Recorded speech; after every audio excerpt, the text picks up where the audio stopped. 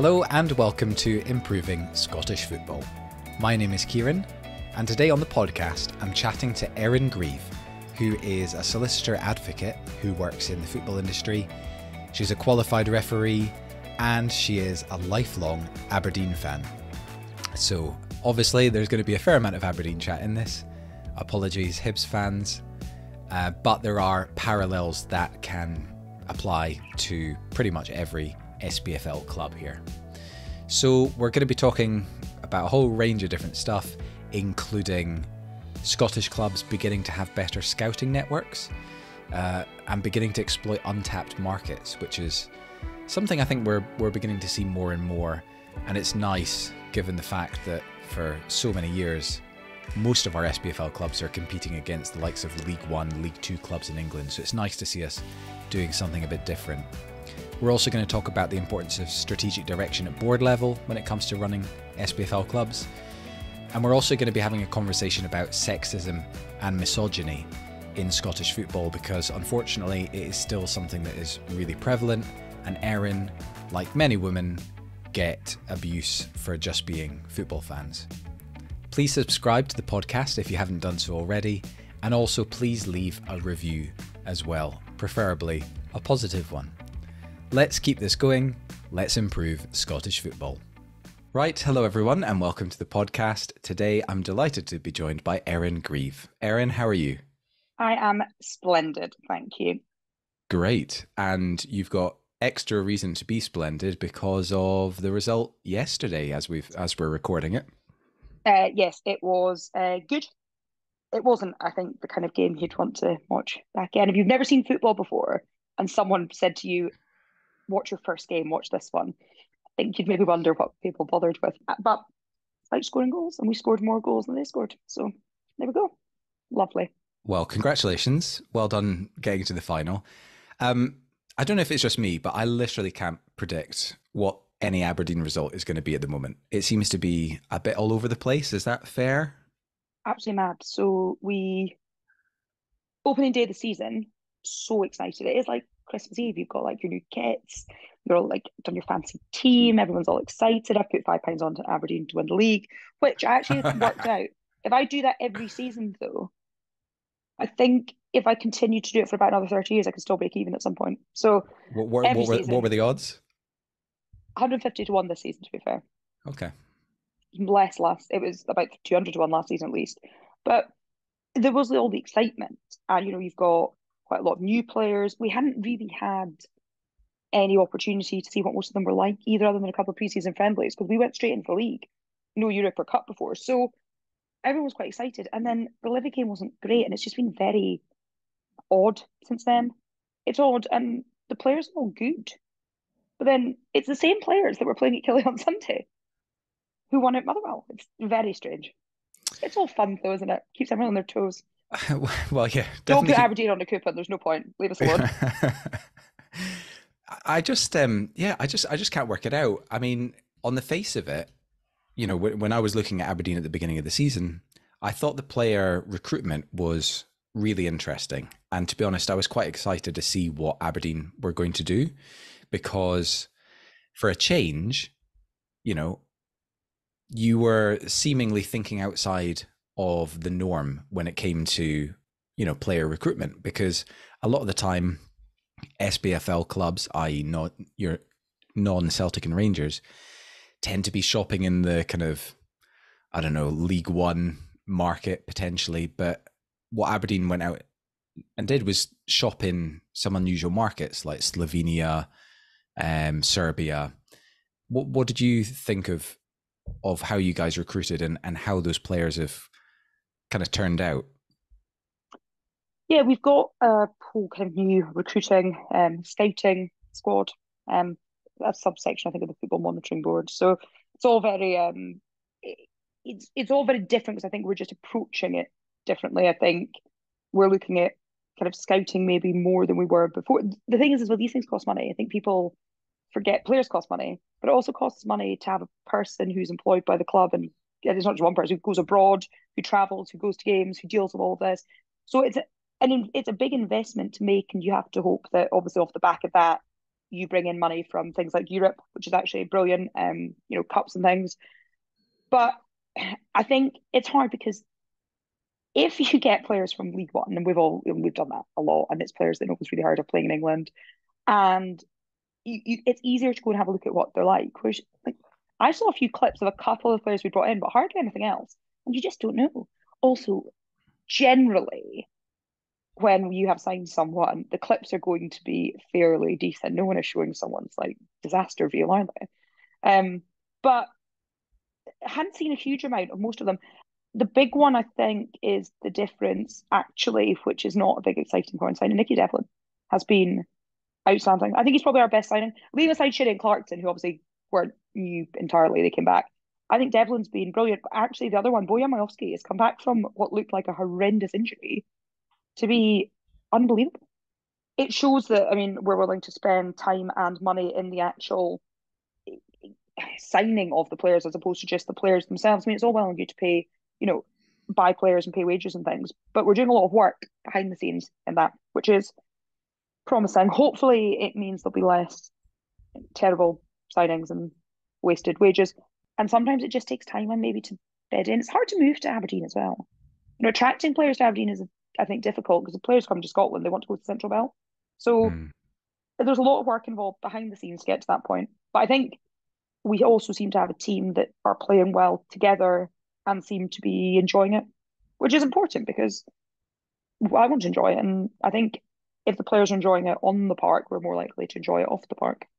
Yeah.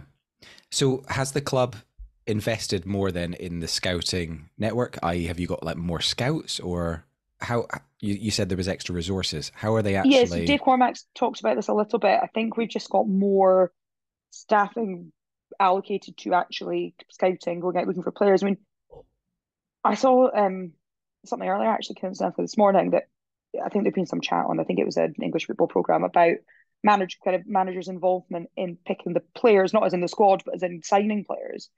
And obviously I think that's important, but I think you need a wider team. You need people with experience. You also want people with experience in different positions going out to look for different positions. A lot goes on behind the scenes that people, I think, are maybe easy to forget about when things on the pitch aren't looking great. But definitely good to see some kind of different signings. I feel as though we have changed things a little bit. Can't remember. So I did see someone say how many nationalities we've got players, and it is fun when they all quite like when they go on international duty, because I think, one, you're still training and playing, but it's really nice to see, especially when the club will be like, oh, so and so started today, or Majowski scored, or Duke came off the bench. It's really nice. Don't get injured on international duty though, but you're allowed to go. Yeah, I'm so excited. The fact, just the fact that we're starting to look outside the box, and clubs like Aberdeen are starting to look at different markets, because, I mean, obviously Celtic, Japan. I want a player from Japan now as well. Brilliant. Yeah, and obviously Hearts have kind of copied that a little bit as well. So it's just nice that we're looking outside of just the usual shop windows, because there is value to be found in these, kind of slightly untapped markets. And also, I also quite like the age profiles as well that you've kind of been going for, because, I think Rubezic is 23, Sokler's 24, Majowski's 23, and you got Clarkson 21, Duke 22. These are all guys who, in theory, you can develop, play for a couple of years, get some European experience, and then hopefully sell them on for, maybe something in the £4 or £5 million range, something along those lines anyway, and start getting that player trading model, ticking along. Yeah, so I think looking at other markets, brilliant, because I think also it's really good because I feel like when you start seeing clubs look at other markets, you start then seeing other clubs from those countries. So like you'll see highlights from, or someone will post a video from someone at their former club, and it's really good to see what football's like in other countries, and lots of countries as well. That I think, if you say countries that are good at football, people name the usual. You've got your South American ones, you've got France, Spain, Germany, those kind of ones. But actually, look at some of the players. I mean, Kyogo's brilliant. And I don't think people would think of Japan when they're talking about the countries that are particularly good at football, because in the World Cup, you tend to have the same kind of teams around there towards the end. It is really good to see, and I think it is really interesting. Also, I love seeing what football's like in other countries. I love hearing what the food that they have and what their games experience are like. It's really interesting. In terms of the player sales, we are doing brilliantly. It's great. Making money all over the place. Lewis Ferguson, going to make us a fortune. He's now the joint top Scottish scorer in Serie A on 10 with Dennis Law. Do you have a sell-on fee for him if he moves on from Bologna? 20%, yeah. Okay, that's good. Juve came in last summer for him, I'm pretty sure, with quite a big amount. There was rumours that they had, and then Bologna got him signed to 2026. He will go somewhere else because he will want to go to a bigger name club, which is understandable, and he will be able to. He is genuinely brilliant. He's at, I want to say 24, and he's got a 10-year career left in him at least. He's brilliant. We have made a lot of money from Scott McKenna and Forest, obviously staying up. Brilliant. Sam Cosgrove. I mean, in terms of like the cost and then the sale, £2 million is absolutely insane. I'm not sure he's doing much at the moment, but a brilliant sell. Also, who else we had? Calvin Ramsey. We had Ross McCrory, who was basically a trade for Scott Wright, and then £2 million Whistle. We have done really well, and it's hard because did I want Lewis Ferguson? Not really. He's brilliant. But what I do like is saying Bologna, the way they tweet about him, they love him so much, and it's so nice. No, it's good. I think things are definitely in that sense the kind of like overall running the club. Alan Burrows, one of the best acquisitions we will make. He is exceptional. The stuff he does, kind of the community side, the non-footballing side, he was brilliant in Motherwell, and I think that's made a big difference. Yeah. Good. I think generally there's a lot of positivity. Football just needs to be a bit more consistent. Yeah, well, we'll come on to Alan Burrows and the kind of board and strategic direction in a minute. Just to touch more on a little bit about the kind of the current playing situation, because yeah, from a neutral's perspective, I am trying to get my head around. Well, I guess fundamentally, is Robson a good coach or a good manager? And I guess this is a bit of a thing, not just for Aberdeen, but a Scottish football thing in general, is that sometimes we just pick our managers based on who knows the club, and often it's like the first person who, the club see that they recruit, right? And yeah, look at Hearts. I mean, they've done it. Other teams have done it. There's a people whole... call it the cheap option, but I think sometimes there's an element of that because managers are expensive. Look at Rangers, very expensive to churn through managers. But there's also and then people say, oh, the easy option. Well, yes, it is an easy option because you don't have to go and try to find a manager, which you can't do overnight either. It's like signing players. It's very hard to get a manager in overnight. But it is also, like you say, it's the person you see who's there at the club and knows the players already and knows who they are and is someone who is there and available. Yeah. I'm just going to clarify just briefly what I said about the the Scottish managers or the easy option. I'm not saying we shouldn't employ these guys and give Scottish managers a chance. Obviously, I want Scottish managers to, in an ideal world, obviously to be in charge of our clubs and to be in charge of other clubs abroad. I guess my concern is the fact that it is just so prevalent. You mentioned Hearts, but other recent examples, obviously, you've got McLean at St Johnstone, you had Hamill at Motherwell, even Neil Lennon at Celtic. Obviously, they went for the easy option there, and possibly even Beale, to an extent as well. I think Beale's fans popular. Sometimes it's easier to hire who you think the fans want. Yeah, I think fans really, want their clubs just to do due diligence, and actually at least, if you are going to go and, hire a Robson or whoever, you at least want them to know that the club has gone out and spoken to other candidates and that Jake Cormack came out and said that with the Robson thing, we gave him a temporarily. The reason he got the job permanently is because we had been doing the usual recruiting process. Was it Robson he said that about? I think so. I'm sure we said it about someone else. Oh, Glass. Which was not great. I mean, I think we are probably slightly harder at the moment because we had McInnes for so long and we had not been a club that was churning through managers where others were. And so we've had, four now in the last, when did McInnes leave? So I had 4 in the last kind of 3 years. But I agree. I think it is great to have Scottish managers, Scottish coaches, Scottish players all doing well. But I don't think it should be a case of, but they're Scottish and we like them at the club, so we'll give them the job, because sometimes they're not going to be the right person for the job. I think Robson has, I think he has lots of positive attributes, and I would like him to do well. But I don't think we can be. It's hard to be very loyal to managers that you like because you also need to be doing your job. Stephen Glass seemed like a very nice man, but wasn't obviously going to be good enough. Postecoglou has both. I would have him. Brilliant manager, nicest guy in the world. Yeah. Absolutely brilliant. But that is an example of a club doing something a bit different as well. Well, exactly. This is it. Who'd really heard of him? I think, and I'm pretty sure I saw fans from all sorts of clubs in Scotland saying, "What are Celtic playing at? Ha ha, that's on Rangers, oh, that's us won the league." And he turned out to be, and look at Spurs, absolutely flying. Yeah. And hopefully, I think we were so lucky, just generally in Scotland, obviously, I guess less so if you're a Rangers fan, but we were lucky to have him in our game for a couple of years. I think he really was a breath of fresh air. And I genuinely think that he, or, that strategic decision and the players that the Celtic brought in have really helped shift quite a bit of mindset around Scotland for other clubs to start thinking outside the box. So I'll tell you what, let's move on to that kind of strategic direction aspect then. Aberdeen, obviously under Dave Cormack, and obviously they've got Alan Burrows now. Are you noticing then a more positive shift in kind of strategy, in transparency, in engagement? Yeah, I think Dave Cormack's quite involved, which good. You want to see. I mean, sometimes I think, oh, don't be on the radio. No need for that tonight. After I was at the Dundee game, he went on Sports Sound, and I thought, oh, Dave, please don't. But he's joked about that, I think, a couple of times himself. He's made comments about he's quite active on Twitter, which can be risky, but I actually think is good. He loves the club, and there's a lot of people who own football clubs who do it for. I mean, I don't think anyone can do it to make money, because most clubs, I don't think any clubs do. Any clubs make money?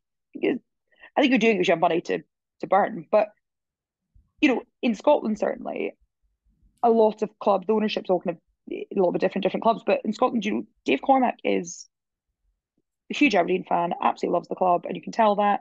He has brought in Alan Burrows, who is excellent, and the engagement, I just think the engagement's really good, but other little things. So something will happen and everyone's speculating and saying, "Oh, why is this happening? What's this?" Not a very dramatic one, but the Stirling game is an example of this. When it got moved to the Friday night, everyone's having a meltdown. Why is it Friday? Quite like it, actually, a Friday night game, I think. It's quite good fun.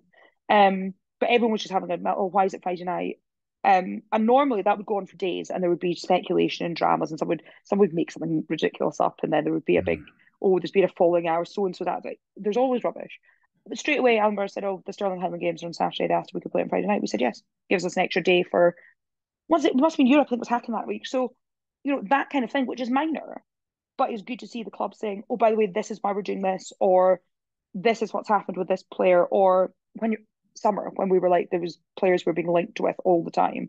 And I think there was someone that we didn't sign. I'm trying to remember who it was now. Someone we didn't sign. And Alan Burrows kind of said, "Look, we've been trying for months. Unfortunately, it fell through. There was a lot of work in it. So this does happen." I think it's good. I think it makes it easier if the fans understand what's going on. Fans aren't arguing amongst themselves. And also, I think some of the stuff you don't need to know. It's not really your business. But, a lot of the stuff that goes on at the club, well, fans spend a lot of money and a lot of time. It's a huge financial and emotional investment. Mm-hmm. And I think you do want to kind of know what's going on, what's the plan. We do a lot of stuff. The community trust us brilliantly. And I think Alan Burrows was excellent at Motherwell and all the kind of community things they do. So that's going to be a big boost for us as well. I think lots and lots of positives. Just slightly need to do better at football, which is the main thing. But good. Like, even just little things like our strips, this season's strips are incredible. Last season were brilliant as well, but little things like that, stuff that we've been doing at games. We do lots of stuff for kids and things, trying to get people involved. But generally, I would say things are better than they were.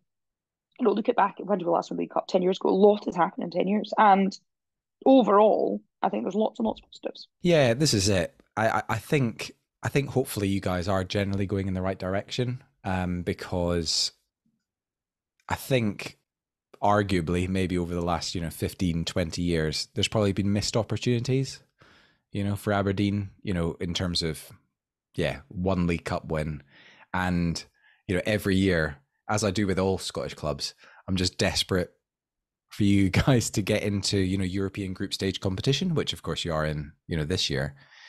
But every year I'm sitting there just willing you to get through the qualifiers, because the money that would bring in for a club like Aberdeen is is huge. So I guess hopefully it's a case of trying to move on from those missed opportunities of the past and try and do something a bit different, which I think is happening, as we've talked about, everything from, the player trading through to, better strategic direction from the board. Yeah, I think we're moving in the right direction. There are lots and lots of positives.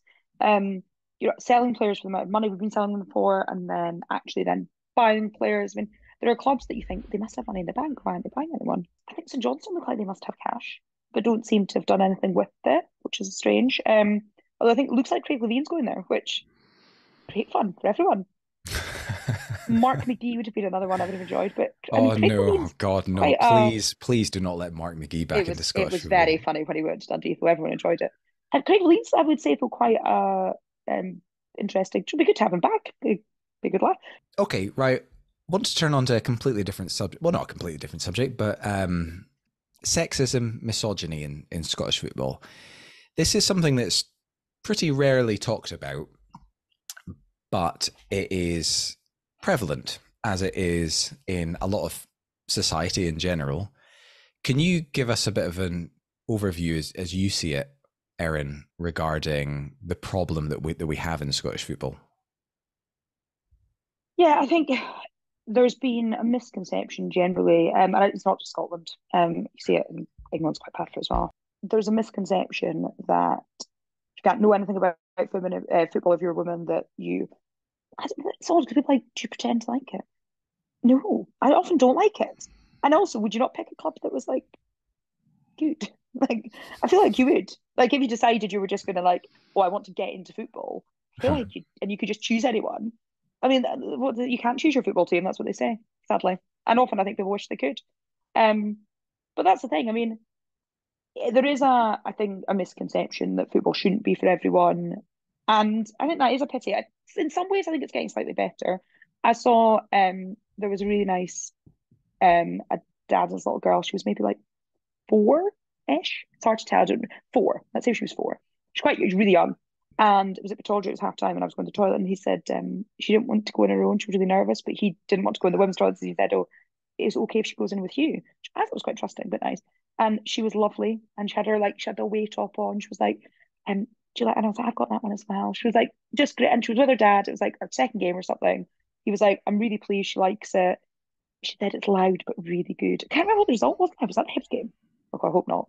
But she was like just so excited. It was so great. And I thought, do you know what? Like I was going to say 30 years, that is depressing to think, isn't it? But, I hope she is in 30 years still going. I hope she still loves it because we need people to go. We need fans there. And it is really nice to see. And she was so chuffed. She's like, oh, thank you so much. It's great I get to take her. It's great I get to do this. My dad and I go to every game at home. It's nice because it means I live in Edinburgh now, so it means that I see my dad basically every fortnight. And it's brilliant. It's my absolute best thing. And I think there's such a misconception that it matters what someone if I want to go to the football and I want to go and enjoy it, why does that bother you? One, if you support Aberdeen, you should be delighted anyone's going because the club needs supporters and money, so you should be thrilled. If you don't support Aberdeen, again, why do you care? It's got nothing to do with you. There's men I know that don't like football, and I'm not saying, well, why don't you like football? That's ridiculous. It's weird. I can understand why they don't. It's often not that enjoyable. It's really stressful. It's also really expensive and really tiring. But it is also great. It's stuff like Ibrox, not great to go to, don't really like it. Also, it's so expensive thing now, £34. But worth every single penny when you go and you win. So my kind of, if someone isn't me going to the football isn't bothering anyone, so why do you care? Do you not have other things to do? I often just wonder if these people are very bored. Always people as well. It's never anyone's real name or their real photo, is it, on Twitter? Having a go at someone else? No, never. Yeah. No. It's funny because people are always like, oh, it's probably because they're worried about their job. People don't have jobs because all they're doing all day is being rude to women on the internet. Probably using their mum's internet. And I bet she doesn't know what you're doing on the internet. No, she'd be furious.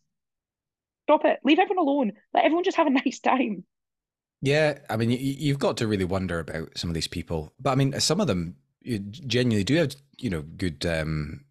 good jobs. I mean, some of these people actually are in quite high power jobs. I remember the when the English in the final of the Euros, when three Oh, black the horrible players, stuff to yeah, Saka and oh, and horrible. somebody did some digging into someone who was sending racist tweets, and they managed to dig out his LinkedIn profile, and he's some sort of like high profile manager at some top company, and obviously was subsequently sacked. But yeah, I think you just have to be really quite sad and unhappy in your life to try and take other people down to make yourself feel better. So It's I know a lot of people say, "Oh, imagine going and doing that and getting someone sacked." Don't be a racist. Like the person who's in the wrong here is the person who's a racist. And also, I Mhm. wouldn't want to work with a racist, so be quite happy for you to like, great, good. Like I don't know. I think I can understand the point of, oh, just ignore it, that kind of thing. But all those like horrible racist comments, they were vile. The ones talking about absolutely vile. No, sorry. Like, what do you expect? People are like, oh, it's such a shame. He's going to lose his job now. But you could have avoided that by not being a racist. Mhm. Or at the absolute most, if you have to be racist because you genuinely, I don't know, have some kind of hatred inside you, keep it yourself. Don't put it on the internet. Leave people alone. There's just no Mm. need. And I actually think a lot of stuff has got worse. I think you see a lot of the racist stuff is worse, and I don't understand how we're going backwards in that regard. Why? It's absolutely mad to me. Um, uh, Bizarre. I mean, we had the show Racism Red Car campaign. Annoyingly, on the weekend, loads of games went off. But you know, it absolutely baffles me. One of our fans shouted something, I can't remember what it was, that Motherwell game. And I was like, are you joking? And he did have a lot of, I think he was like, oh, I didn't really mean it. And I was like, enough. Like, no need. I don't mind players being called absolutely terrible if they are absolutely terrible. But what does the colour like? What does the colour of skin matter to how bad they are at football? Mhm. Not like I just find it very strange, and I do think it looks as though there's lots of that. That looks like it's getting worse. I've seen there's a girl I really like who's a West Ham fan on Twitter, and she does loads of stuff, and she's great. She was at the final. I was so happy for her. It looked brilliant, like just really nice. But you do see people saying, "Oh, it's embarrassing." Wear makeup to football. By the way, everyone's raging about that. A lot of people have a lot of time on their hands. So I don't sorry, have time to be raging. people don't like you wearing makeup to football. People aren't a big fan of that. No. Really? No. Okay, Mm-hmm. that's a very Mm-hmm. it's a very weird specific thing to be mad about. People, It the amount of specific things people have been really mad about is bizarre. Like, but it is. I think it is just, and like you say, like, how do you have this time? There's lots of things I'm raging about. I'm very annoyed about games getting moved to 12 o'clock on Sunday. Stupid. I'm annoyed about us losing stupid games and 2-0 up, 3-2 down. Again, be annoyed about that. That's fine. There's plenty of things to be annoyed about. I'm annoyed that my recycling gets collected at 8 o'clock on a Sunday morning. But that's fine. Don't be annoyed about other people having a nice time at the football. Leave them alone. hmm. Stop it. But also, like, I just think if you like have kids that you want to bring to the football as well, I don't want people to be put off doing that because they think little girls aren't going to be welcome or because they think people are going to you know, say horrible stuff. I don't want someone who isn't white thinking they can't go to football because everyone there's racist. It's horrendous. Yep. It's really, really deeply embarrassing. And it is really embarrassing. And hopefully, I think people are being a lot stricter on that. Clubs are banning people very quickly for stuff.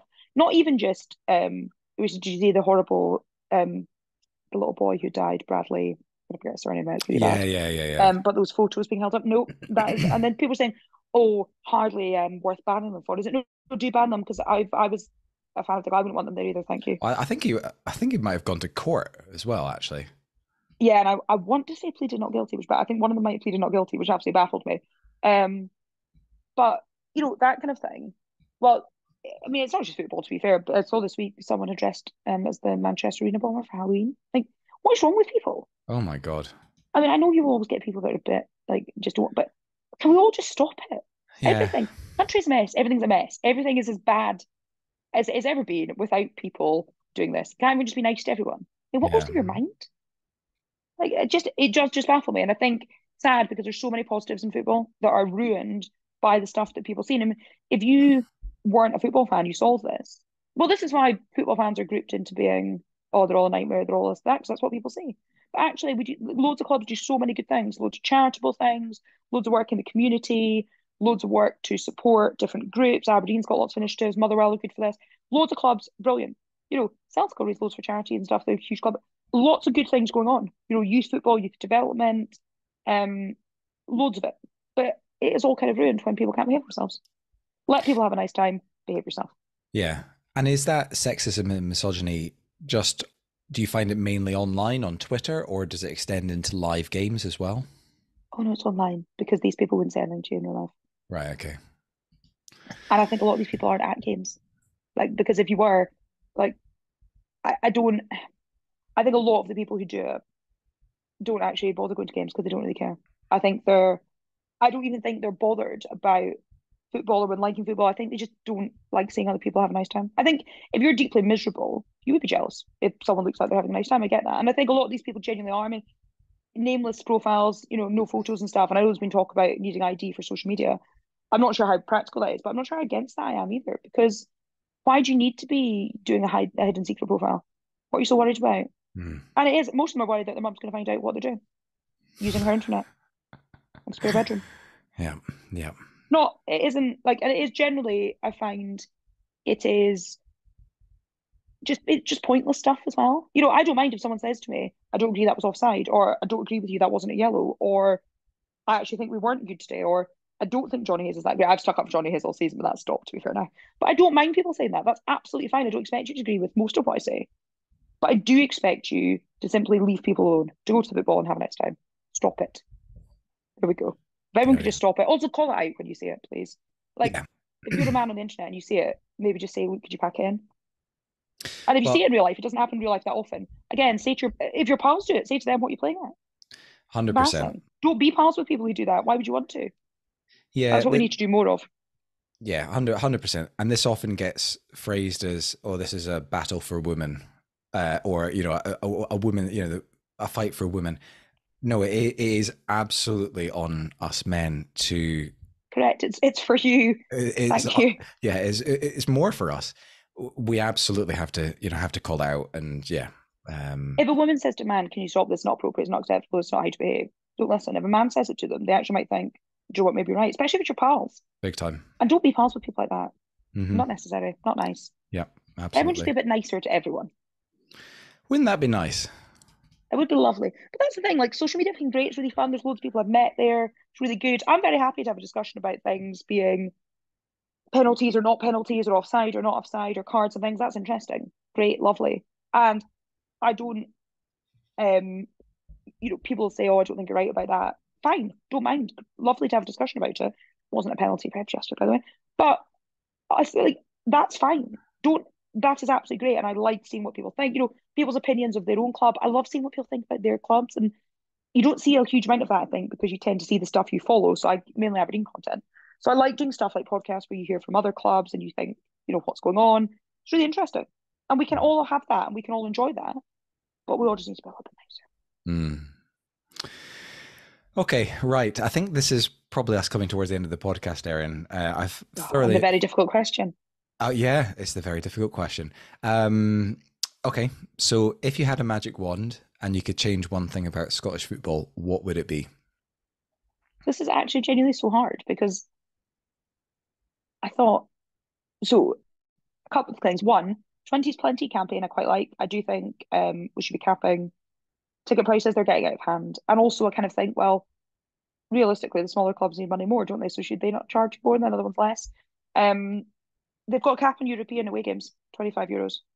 And Finland have charged that because that was like £22 or something. Greece have not, it was like £12. We have, but we've not applied it to the home fan tickets. So interesting. I do like I think Celtic, I think, started, did they not? Ironically, given they've just paid £33 to go and sit behind a pillar.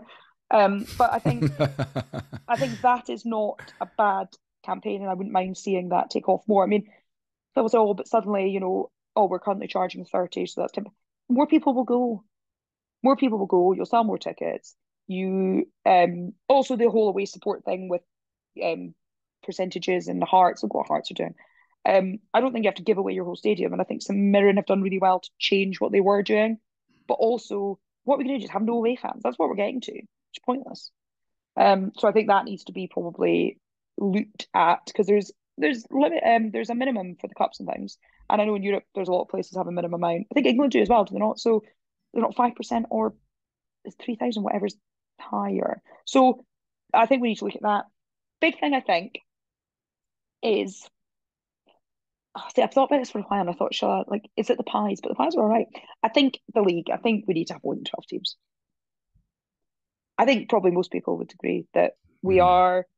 I think we're underselling Scottish football slightly by making it boring, but it's quite repetitive. Oh, sorry. We played Rangers 7 times a couple of seasons ago because we played them 4 times in the league, in the League Cup, and then before they scrapped Scottish Cup replays. That was a good idea, by the way. That should have been done beforehand. But we played them twice in the Scottish Cup. Absolutely nonsense. Everyone's bored. Also, the split is weird. I like it in a way because it's fun, like it's mad. But trying to explain it to people in England, they think we're crazy. One of our friends are like, "Oh yeah, you do that weird thing, don't you?" And I was like, "No, we do that weird thing, yeah." I think it makes it. And people say, "Oh, but you'd lose the revenue." Like small clubs lose the revenue. Let's say you are Livingston and you get bottom 6. Celtic come to you twice. Well, the difference will be that they just come once. Like, is it? I mean, I've not done the workings out. To be fair, I've not done the maths for it. Someone else could do that for me. But I do think, in principle, we need to have like 18, 20, let's 20, like England, play each other twice. I don't want to go to the same place 4 times, 3 times, 4 times. I think we should have 18 or 20. 20 would be really good, but 18 would be nice. And then we can just rejig it off. I mean, I'm not going to do this, by the way. I'm not suggesting that I implement it. Someone else will do the work for it. But I think we should be doing it. And so I haven't gone into detail. I've not worked all out. No, I think the majority of Scottish football fans agree that restructuring the league would probably be a good thing. And speaking of working it all out and the maths of it, funnily enough, I've already done that. So there we go. Perfect. See, yeah, there we go. Not for me to dabble in. So yeah, there's a previous episode that I did, which is probably about episode 5 or so. And it's actually with someone who's actually worked out different scenarios and how it would work. I love this. Yeah, I'm interested in that because I don't believe it's like I don't believe it is fatal to clubs the way they kind of make out. You know, if you are Livingston, who I know sell a huge amount of away sport tickets, and you play Celtic, Celtic come to you, and then you go to Celtic Park, and the Celtic come to you again. Okay, fine. But unless you're top 6, well, also even if you are top 6, you're still going to only have people at home twice, are you not? So you miss one game's revenue, but you'll have revenue from other teams to make it up. And also I think people would go more. Yeah. I don't believe mathematically it's the nightmare people talk about for smaller clubs. No, it I also think we'll get more money. There'll be more TV money. Exactly. I will have to put on games that aren't just the games that they currently put on, and then us versus Kilmarnock for some reason. I think they've done that. I saw someone tweet this and I thought it was quite funny. They were like, why has Sky done that? And then someone had said, surely it's because everyone complains that they only show Celtic and Rangers. So if they show the worst game there is, people say, no, put Celtic and Rangers back on, please. But I think there will be. I think it'll be much more interesting. Yep. I think we should be looking at restructuring the league. And I think we should be looking at ticket prices. Also think we should... we'd be interested actually in safe pyro because Germany have it, don't they? Yeah. Yep. And it looks absolutely class, but it needs to be safe, and that's the issue. It's currently not safe. Absolutely. Right. Well, that's a great answer and a great way to finish this episode. So thank you, Erin. Really appreciate you coming on. Thank you very much. Cool. All right. Well, thanks again, Erin. Really appreciate it. And thank you to everyone who was listening.